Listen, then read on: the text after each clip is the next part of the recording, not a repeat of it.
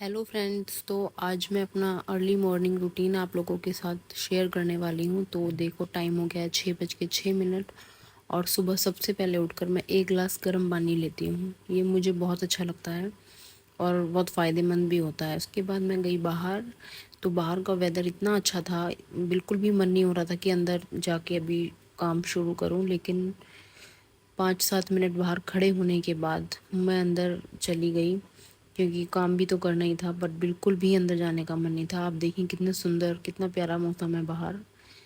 अंदर जाने के बाद फिर मैंने झाड़ू लगाई। हमारे यहाँ पर सबसे पहले बासी घर में झाड़ू लगाई जाती है सुबह उठकर, उसके बाद ही कोई काम किया जाता है। और ये झाड़ू मैं बहुत रफली लगाती हूँ। मैं इसे बहुत अच्छे से या बहुत सफाई से नहीं लगाती, बस जल्दी जल्दी जैसे तैसे इसे लगा लेती हूँ, क्योंकि दोबारा लगानी ही होती है। उसके बाद फ्रेशन अप होकर ब्रश वगैरह करना, ये तो रोज़ का ही रूटीन है, ये सब तो करना ही है।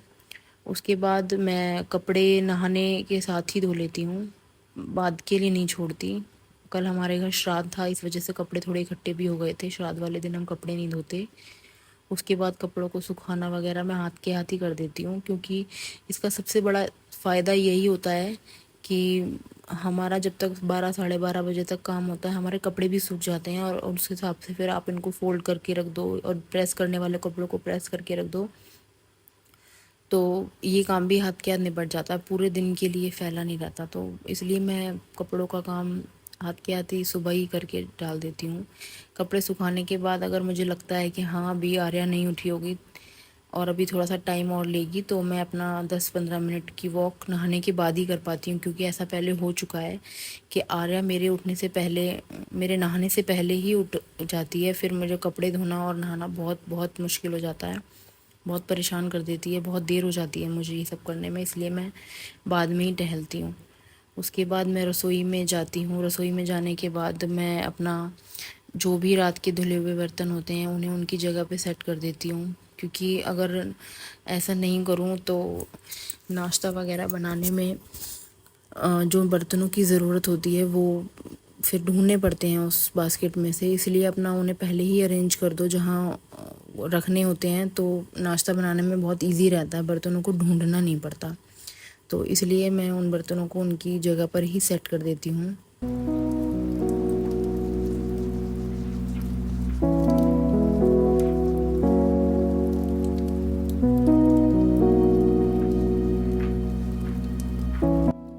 पापा ने आज सुबह बोला था कि आज नाश्ते में सूजी का हलवा बना देना। उनका काफ़ी मन था हलवा खाने का। तो यहाँ मैं सूजी के हलवे की तैयारी करने लगी। मैंने यहाँ पे एक पैन में अपना देसी घी डाला और सूजी को भुना। अच्छे से भूनने के बाद उसमें पानी डाल दिया। और दूसरी तरफ मैंने गैस पर चाय बनने के लिए रखी। पापा चाय से ही सूजी का हलवा खाते हैं, तो इसलिए एक तरफ हलवा बनने रखा और दूसरी तरफ चाय बनने रखी। हलवा बनने के बाद मैंने एक कटोरी में पापा के लिए हलवा निकाला और दूसरी कटोरी में अपने कान्हा जी के भोग के लिए। क्योंकि अभी लाइट नहीं आ रही थी, तो इसलिए आज मैंने पूजा भी नहीं की थी। मैं लाइट का बहुत वेट किया, पर लाइट अभी तक तो नहीं आई थी। इसलिए मैंने पूजा करने के लिए थोड़ा सा देर कर दिया। पर जब नहीं आई तो फिर मैंने अंधेरे में ही कान्हा जी को नहला धुला कर उनकी पूजा की और ऐसे ही दिया बत्ती कर दी, क्योंकि बिना लाइट के मुझे बहुत दिक्कत हो रही थी। इन्वर्टर कनेक्शन की लाइट, ट्यूबलाइट ख़राब हो रही है मंदिर में, तो इस वजह से अंधेरे में ही सब कुछ करना पड़ता है। उसके बाद मैंने सुकून से बैठ के चाय पी, क्योंकि आर्या उठी नहीं थी जब तक, और मेरा कुछ बेसिक काम, पापा को चाय नाश्ता कराना भी हो ही गया था। तो यही एक टाइम होता है जो मैं थोड़ा सा मिल पाता है अपने लिए। और चाय पीते के साथ ही मेरी आर्या उठ गई, और आर्या ने उठते के साथ ही इसकी आदत हो गई है कि अपनी मच्छरदानी में से सारा सामान निकाल निकाल के बाहर जब तक नहीं रखती तब तक उसके अंदर से बाहर आती नहीं है, और उठते ही सबसे पहले ये अपनी मच्छरदानी को खाली करती है। ऐसा इसने इस बार भी किया, और अपना सब सामान निकालने के बाद अब ये सिर्फ थोड़ा सा टाइम मेरा चाहिए होता है। तो मुझे अपना काफ़ी कम से कम 15 से 20 मिनट इसके पास ऐसे ही बैठना पड़ता है, इसके साथ टाइम स्पेंड करना पड़ता है। उसके बाद हमारा कमरा इतना मैसी सा हो जाता है सुबह के टाइम कि इसमें निकलने बढ़ने के लिए भी जगह नहीं होती। तो इसलिए हमने सबसे पहले मुझे इसे समेटना होता है। अपनी मच्छरदानी को फोल्ड करके रखा और गद्दे वगैरह सबको हटा के रखना, ये सब काम मुझे आर्या के उठने के तुरंत बाद ही करना होता है, क्योंकि बहुत मैसी रहता है कमरा हमारा।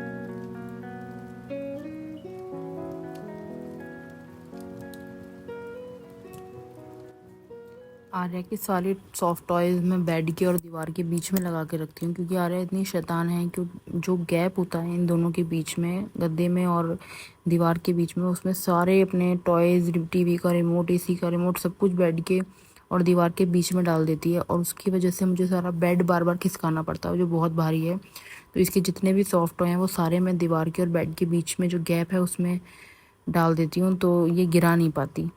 उसके बाद मैं अपना दूसरा कमरा भी समेटती हूँ, जो थोड़ा सा छोटा है, पर ये भी काफ़ी मैसी हो जाता है अगर इसको साफ़ ना करो तो।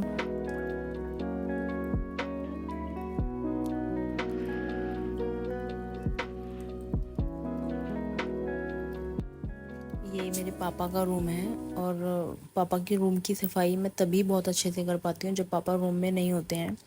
तो पापा अभी नीचे गए हुए थे थोड़ी देर टहलने के लिए, तो मैंने सोचा मैं फटाफट से पापा के रूम की भी सफाई कर देती हूँ। तो यहाँ की भी बेडशीट वगैरह झाड़ना, उनकी चादर की तह बनाना, सब कुछ मैंने किया।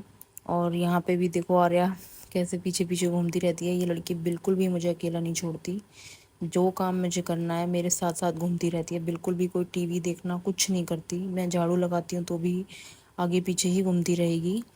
तो इसलिए मुझे काम करने में काफ़ी टाइम लग जाता है, क्योंकि बहुत परेशान करती है। तो फिर मैंने पापा के रूम की झाड़ू वगैरह लगाई। पापा के रूम में झाड़ू लगाने के बाद मैंने अपने रूम में झाड़ू वगैरह लगाई। और यहाँ भी आर्या बिल्कुल भी पीछा नहीं छोड़ती, आगे आगे घूमती रहेगी, पीछे पीछे घूमती रहेगी। पर इसे बिल्कुल भी इतना भी नहीं होता कि थोड़ी देर टीवी देख ले या अपने टॉयज से खेले। जहाँ मैं जाती हूँ ये वहीं मेरे पीछे पीछे जाती रहती है। पर ठीक है, छोटा छोटा बच्चा है, थोड़ा सा तो परेशान करेगा ही। शायद यही टाइम है जो इसे हमारी इतनी ज़रूरत है। तो इस तरह से मैं अपने पूरे घर में झाड़ू लगाना, मुझे कम से कम 1 से 1.5 घंटा झाड़ू पोछे में लग जाता है, और ये ही रोज़ का काम है। झाड़ू पूरी करने के बाद मैं आई रसोई में। मैंने सोचा इतने मैं पोछा लगाऊंगी, इतने तो खाना भी बन जाएगा। तो इसलिए मैंने कुकर में दाल उबलने के लिए रख दी और चावलों को भिगो के रख दिया।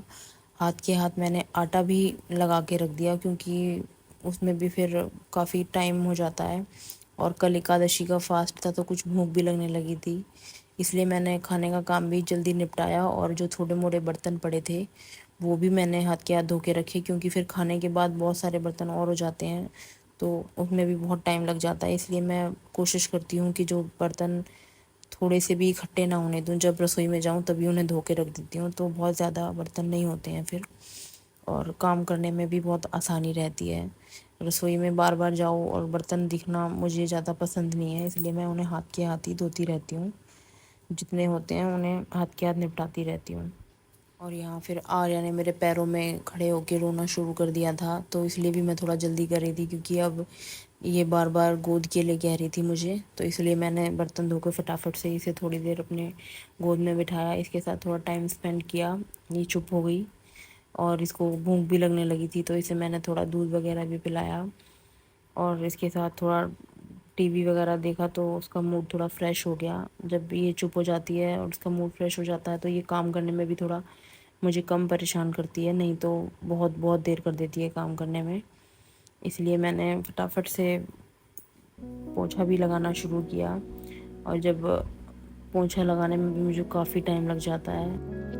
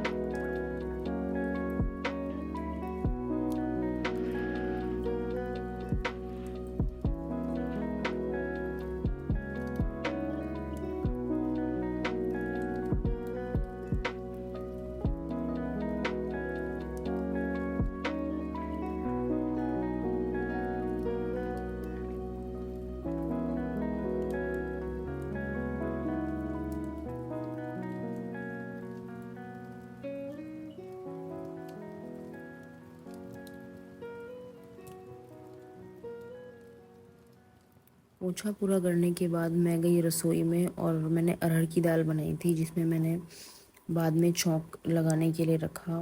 पोछा लगाते हुए मुझे काफ़ी प्यास भी लगने लगी थी। मैंने पानी पिया और अरहर की दाल में छौंक लगाया। हमारे यहाँ प्याज लहसुन नहीं खाई जाती, बहुत सादे तरीके से कम मसाला और मिर्च वाला खाना खाया जाता है। तो इसलिए मैं रमचे में ही घी में हींग जीरे का छौंक बना देती हूँ और वो बहुत टेस्टी दाल लगती है। सादी दाल भी बहुत अच्छी लगती है। तो फिर उसके बाद मैंने अपने लिए रोटी सेकी दो। कान्हा सबसे पहले मैंने कान्हा जी का भोग लगाया उन रोटियों का, और उसके बाद अपने हस्बैंड के लिए टिफ़िन तैयार किया, क्योंकि किट्टू जाते हैं तो वो उधर टिफ़िन देते हुए चले जाते हैं, तो उन्हें भी खाना गरम गरम मिल जाता है।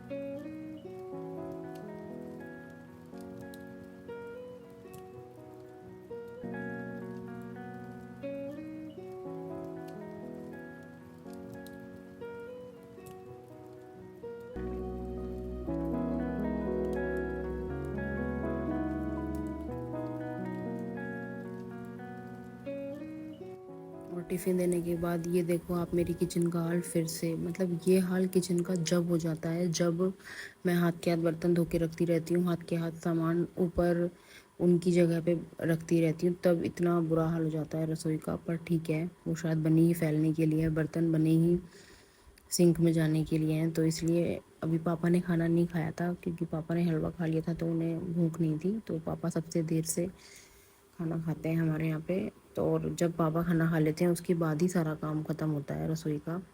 तो मैंने पापा के लिए फुलके सेके फटाफट फटाफट, और पापा बहुत धीरे धीरे खाना खाते हैं, तो इसलिए उनके खाने के साथ साथ ही मैं अपने बर्तनों को खाली करना और छोटे मोटा सामान जो उनकी जगह पे रखना, ये वाले काम करती रहती हूँ। तो उससे भी थोड़ा सा टाइम बचता है। उन्हें खाना खिलाने के साथ साथ काफ़ी सामान समेट के रख देती हूँ। हाथ के हाथ काम समेटने से टाइम थोड़ा सा बच जाता है, नहीं तो बहुत बहुत टाइम लग जाता है और थकान होती है वो अलग, क्योंकि काफ़ी देर हो जाती है खड़े खड़े। इसलिए पापा को साथ खाना खिलाते के साथ ही मैं सारा सामान हाथ के हाथ निपटा के रखती रहती हूँ। बड़े बर्तनों को खाली करने से सिंक भी बिल्कुल भर जाता है और बहुत बहुत बर्तन इकट्ठे हो जाते हैं जब सबका खाना हो जाता है। तो कितना भी आप हाथ के हाथ धो लो, कितना भी आप रसोई हाथ के हाथ निपटा लो, पर वो फैलती ही है। इसलिए मैं कोशिश करती हूँ कि जल्दी जल्दी इसे भी निपटाऊँ। और इस टाइम जो मैं गैस साफ़ करती हूँ वो मैं स्क्रब से नहीं करती, खाली अपने गीले कपड़े से साफ़ कर देती हूँ, क्योंकि बहुत ज़्यादा गंदी नहीं होती गैस इस टाइम पे। स्क्रब से मैं रात में साफ़ करती हूँ, अपना साबुन वगैरह लगा के उसको घिसना, ये सब मैं रात में करती हूँ, ताकि क्योंकि अभी दिन में कई बार गैस पे काम होता है, कभी पानी गर्म होता है, कभी चाय बनती है, तो गैस उतनी साफ़ रह भी नहीं पाती। अपना रात में इसको साफ़ करके सो तो सुबह काम करने में भी अच्छा लगता है साफ़ गैस पे।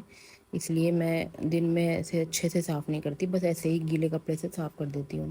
जब मेरा बर्तन धोने का नंबर आया तब आर्या ने फिर से मेरे पैरों में खड़े होकर परेशान करना शुरू कर दिया था। वो बार बार गोदी के लिए रो रही थी, पर मैंने भी बोला, मैंने कहा अब तो सारा काम निपटा के ही बैठना है, क्योंकि अभी तक वो नहाई नहीं थी। उसे नहलाने का काम मैं अपना सारा काम करने के बाद करती हूँ। जब मेरे घर का सारा काम ख़त्म हो जाता है उसके बाद मैं उसे नहला के लाती हूँ, तो वो थोड़ी देर के लिए सो जाती है नहाने के बाद। अगर मैं फिर से काम करने लगती हूँ उसे नहलाने के बाद, तो फिर वो नहीं करती, वो मेरे साथ ही खड़ी रहती है।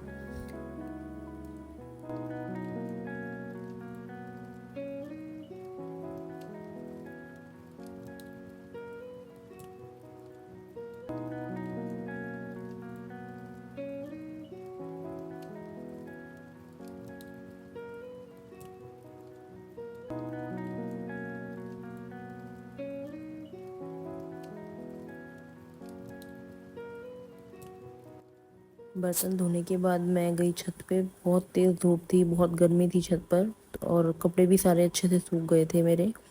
मैंने फटाफट से इन कपड़ों को उतारा और नीचे लेके आई, और नीचे लाने के बाद मैंने इन्हें फ़ोल्ड करके रखा। और आर्या भी मेरे पास ही बैठी थी, वो परेशान नहीं कर रही थी उस टाइम। अगर मैं इसके पास बैठी रहूँ तो ये बिल्कुल भी परेशान नहीं करती है, ये अपना खेलती रहती है मेरे पास बैठ के। कपड़ों की तय करवा रही थी वो भी मेरे साथ।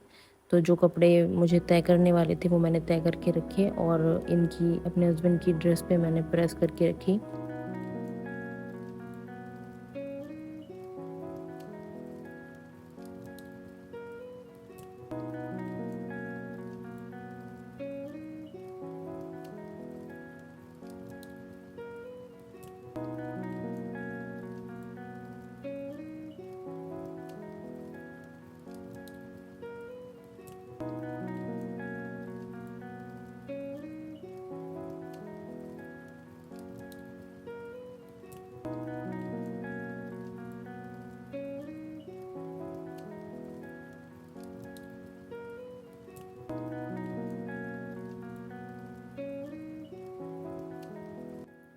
कपड़ों को निपटाने के बाद मैंने अपने आर्या को नहलाया। आर्या को नहला के लाई, ये बहुत परेशान करती है अपना बाल वगैरह कढ़वाने में नहाने के बाद।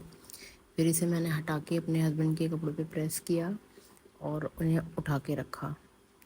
तो इस तरह मेरा सारा काम ख़त्म हो जाता है।